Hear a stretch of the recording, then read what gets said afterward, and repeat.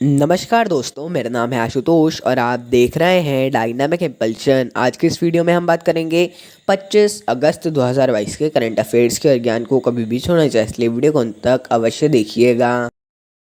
सबसे पहला प्रश्न है, हाल ही में किसने जाइलिटोल के उत्पादन के लिए नई विधि को विकसित किया? Recently who developed a new method for production of xylitol?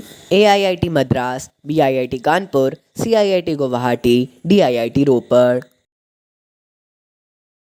And the right answer is IIT Guwahati. तो हाल ही में IIT गुवाहाटी ने गन्ने के कचरे से चीनी के विकल्प जाइलिटोल के उत्पादन के लिए नई विधि विकसित की है। चीनी यानी कि शक्कर, आप समझ गए होंगे। इसका एक विकल्प है जाइलिटोल। ना केवल ये मधुमेह के रोगियों के लिए बल्कि सामान्य स्वास्थ्य के लिए भी सफ़ेद चीनी सुक्रोज जिसे कहते हैं, ये उसी का एक बहुत ही अच्छा विकल्प रहने वाला है, ऐसा बताया जा रहा है। बहुत ही ज़्यादा अच्छी बात है। और मतलब ये तो बहुत ही इंपॉर्टेंट क्वेश्चन है। भारत की तरफ से इसको विकसित किया गया है। देखते हैं कैसा क्या रहता है, कितना सफल होता है। बाकी अच्छा रहे तो अवश्य ही ये सफल होगा। अगला प्रश्न है, हाल ही में किस राज्य ने जलापूर्ति के लिए एशियाई विकास बैंक के साथ समझौता किया?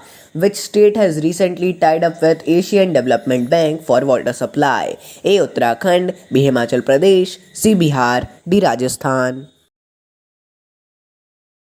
And the right answer is Himachal Pradesh. तो हाल ही में हिमाचल प्रदेश और एशियाई विकास बैंक, एशियन डेवलपमेंट बैंक भी आप कह सकते हैं, इन्होंने जल आपूर्ति और स्वच्छता सेवाओं के लिए इनमें सुधार के लिए 96.3 मिलियन डॉलर के ऋण पर हस्ताक्षर किए हैं। देखिए, हालांकि ये इतने इंपॉर्टेंट क्वेश्चंस नहीं होते हैं, क्योंकि लगभग एक दो महीने में कुछ बड़े ऐसे होते हैं वो इम्पोर्टेंट हो जाते हैं, लेकिन लगभग होती रहते हैं। राज्यों और विश्व बैंक हो गया, और Punjab national bank, state bank of India छोटे कामों के लिए, और बड़े काम है तो एशियाई विकास बैंक, एशियन डेवलपमेंट बैंक, और बड़े काम है तो विश्व बैंक, है ना। इन सब चीज़ों से होता है, और ऐसे छोटे मोटे काम के लिए आपको नहीं रखना है, हमने इसीलिए बताने के लिए ले लिया है ना। जितना हमने दे दी जानकारी उतनी पर्याप्त रहेगी। अगला प्रश्न है, हाल ही में भारत ने निम्न में से किसे यूनेस्को की सूची में शामिल होने के लिए नामित किया? Which of the following recently nominated to be included in the list of UNESCO by India? A Padmanabh Swami Mandir, B Lavani, C Garba, D उपरोक्त कोई नहीं। And the right answer is garba.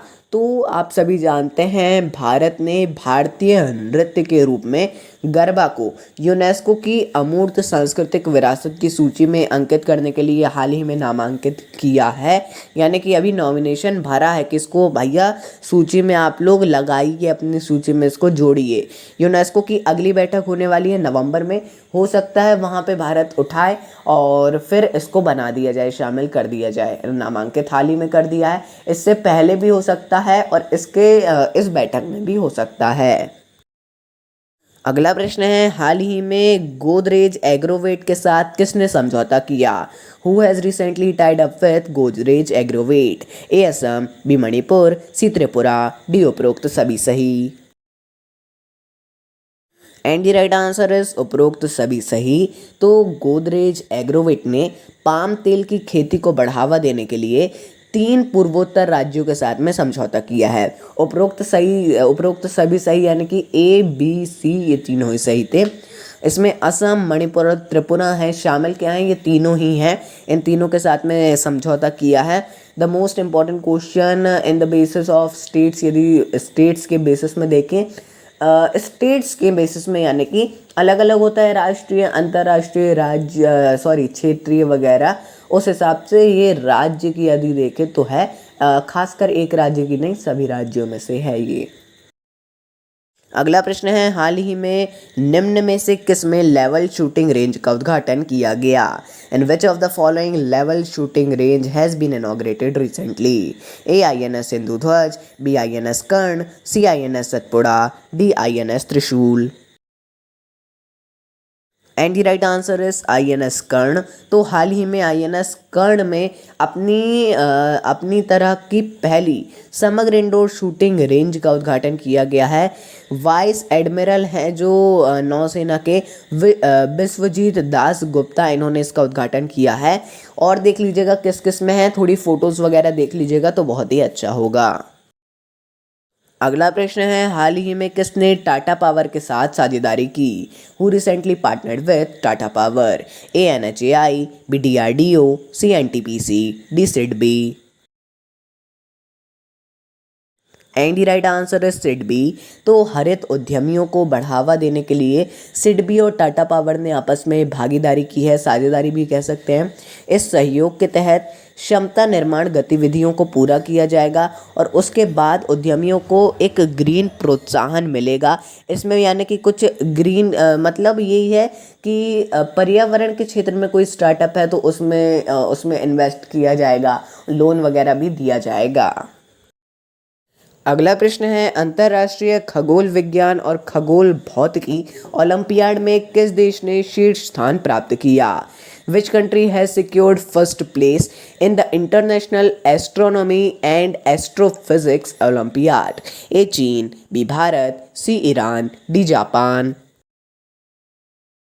And the right answer is Iran. तो अंतर्राष्ट्रीय खगोल विज्ञान और खगोल भौतिकी ओलंपियाड में ईरान ने 5 स्वर्ण पदकों के साथ में शीर्ष स्थान प्राप्त किया है।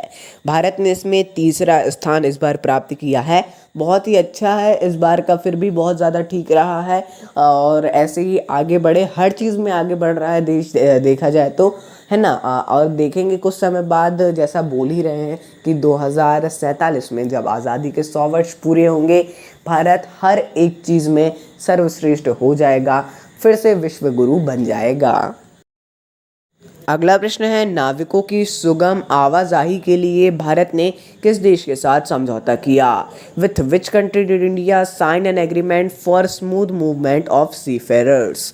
ए Bangladesh, B Myanmar, C Pakistan, D Iran. And the right answer is Iran. तो भारत और ईरान, इन दोनों देशों के बीच नाविकों की सुचारू आवाजाही के लिए समझौता ज्ञापन पर हस्ताक्षर किए गए हैं। केंद्रीय जहाजरानी मंत्री सर्बानंद सोनोवाल और ईरान के शहरी विकास मंत्री के बीच हस्ताक्षर हुए हैं। इस बात को आपको याद रखना है। तो दोस्तों, ये था अंतिम प्रश्न। मिलते हैं अगली वीडियो में। नमस्कार। Dynamic impulsion.